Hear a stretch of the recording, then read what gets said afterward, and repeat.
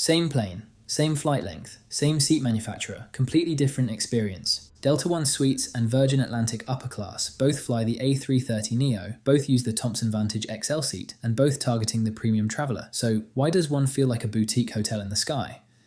And the other feels like an expensive dentist's waiting room? I've flown both. A 10-hour Delta One flight out of Seattle back to Europe, and a Virgin Upper Class run from Heathrow to Tampa around the same time last year. Same distance, same aircraft type, very different stories. By the end of this video, you'll know exactly which one I'd choose. And, more importantly, which one you should choose. Let's get into it. We start before you even get to the gate, and already these two airlines are making very different statements. Delta One check-in, when you're flying from a major hub like JFK, is admittedly impressive. Dedicated premium lanes leading straight to private security. It feels like VIP treatment from the moment you walk in. Seattle, however, is a different story. Standard premium check-in, shared with rest of terminal. Priority desks available, but none of that theatre. Virgin, meanwhile, does the upper class wing. You skip the main terminal entry entirely, step into your own dedicated space, and connect straight through to private security. Arriving through the wing sets the tone immediately. Virgin takes this one, just. Though worth noting, at Heathrow and JFK, Delta and Virgin actually share each other's premium facilities. Now this is where things get interesting, because Delta has been quietly building some of the best business class lounges in the world, and not enough people are talking about it. The flagship Delta One lounges at JFK LAX, and Boston have a genuine boutique hotel feel. Dedicated concierge, proper bar, waiter service dining inside. The food I had at JFK, honestly extraordinary for an airport. And then there are the complimentary spa treatments. Not a token gesture. The shower suites match the same energy. Delta has clearly decided to go all in here, and it shows. Virgin clubhouses, of course, have long held a reputation as some of the best business class lounges on earth, and the Heathrow flagship still delivers.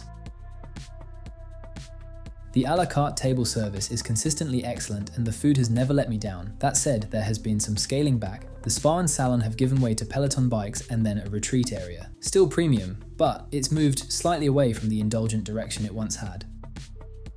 My Seattle flight unfortunately happened before that location's dedicated Delta One lounge opened. What I got was closer to a priority pass lounge with uninspiring food, but decent showers, so manage expectations by airport. On the lounge front overall, Delta's best beats, Virgin's best, just, but it's heavily airport dependent.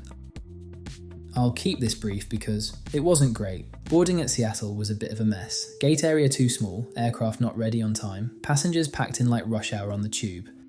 And when boarding did finally begin, we were held on the air bridge for another 10 minutes while catering was still being loaded. And small operational moments like this do matter, because they set the tone before you've even sat down.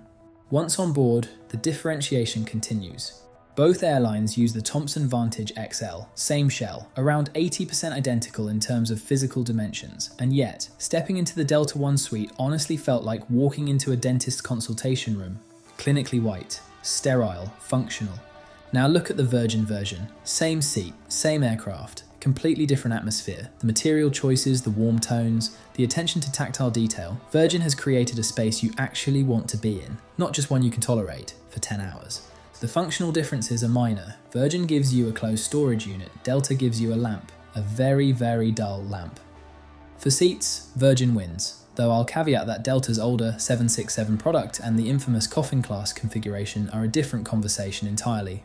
For this A330neo comparison specifically, Virgin wins. This section alone could be its own video, because the gap here is wider than the seat spec suggests. On boarding, Delta offered a mimosa or apple juice, fine. Virgin's welcome moment has considerably more flair, and that sets the tone for what follows. On this flight out of a cold day in Seattle, Delta opted to offer a refreshing cold towel. Virgin reliably offers a hot one, and this is just the beginning of things that didn't make sense.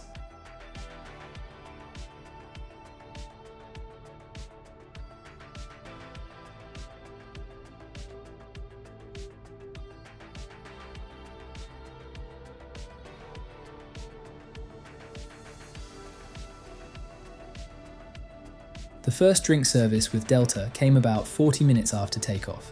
A good range of options, served with cheese and olives. I actually prefer that to Virgin's crisps, which feel a little casual by comparison. Points to Delta there. But then the meal service began, and things got complicated. No menu was presented, no explanation of the service flow. Around 20 minutes after drinks, a starter arrived. At this point, I was asked about my main choice. I thought that was imminent, except the main took another 10 minutes to arrive, by which point my starter was cold. If I'd known there was a gap, I'd have eaten it immediately. The issue isn't the food itself, it was actually decent, miles better than anything United will serve you. It's that the service design felt unresolved, half-coursed, half-tray, neither elegant nor efficient. Delta was trying to be both and ended up being neither. Dessert, to be fair, was excellent. US carriers tend to do desserts well, and Delta is no exception. Now here's how Virgin does it. A proper menu, printed, presented, covering food, and an extensive non-alcoholic drink selection that Delta doesn't come close to matching. The table is set before service begins. When your order is taken, you know exactly what's coming and when. Each course arrives intentionally. Nothing feels untended. It's not just food, it's a meal. On food and catering, Virgin wins on service design and presentation. Delta wins on the cheese and olives. Make of that what you will. Mid-flight mood lighting. Both airlines are broadly similar here, though Virgin holds a slight edge in warmth and atmosphere. It's the rest of the cabin where they materially diverge. Delta kept their galleys as galleys, functional, unambiguous. Virgin turned theirs into the loft, a social space for passengers who want to get up, stretch, and actually talk to someone. I'll be honest, I will miss Virgin's old bar setup, but the loft is the attempted evolution and something Delta simply doesn't offer. Cabin overall, Virgin wins, hands down. Delta has quietly downgraded their kit over recent years, but what's left is still a solid offering with grown Alchemist essentials. Respectable.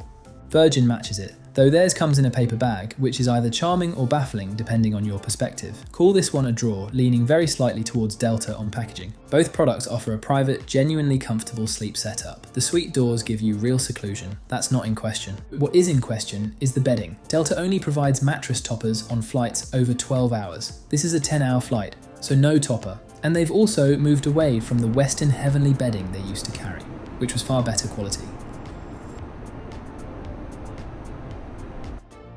Virgin provides the full bedding setup on every flight, regardless of length. They also provide PJs. So for sleep experience, Virgin wins, not even close. Delta's screen is crisp, responsive, and the content library is extensive. Virgin matches it. Both require you to log in via your frequent flyer account for complimentary Wi-Fi. This one's a draw, and more than satisfactory at that. Due to the time difference, I only managed around 2.5 hours of sleep. Breakfast service began an hour before descent. Delta handled this considerably better than the dinner service. The chia seed pudding for breakfast was a great healthy option and decent alternative to badly done eggs. Virgin, on this particular flight, offered a second meal service, a selection of lighter dishes to suit the timing, and the crispy chicken bao was frankly a winner, followed by afternoon tea. Afternoon tea at 35,000 feet. I'm not complaining. Before landing, Delta had one last thing up their sleeve, a handwritten thank you note. It's a small gesture, but it's a thoughtful one, and it landed exactly as intended. You arrive feeling noticed. That matters more than people give it credit for. So where does that leave us? Virgin Atlantic Upper Class is the better product on this instance. The cabin feel, the meal service, the bedding, the boarding experience. It's more consistently considered across every touchpoint. But Delta isn't far behind, and in some areas, like the flagship lounges, it's actually world class. The crew on this particular flight weren't at the level I've experienced with Delta at their best, but I've had exceptional Delta service before. Consistency is the gap, not quality ceiling. The good news for Delta fans, a brand new updated Delta One suite is coming in 2027 and early looks are genuinely exciting. But until then, if I'm choosing between these two, I'm picking Virgin. If you've flown either of these products, I'd love to know where you land. Drop it in the comments. And if you want to see how Virgin compare against home rival British Airways or something like Cathay Pacific versus Singapore, subscribe so you don't miss it. See you in the next one.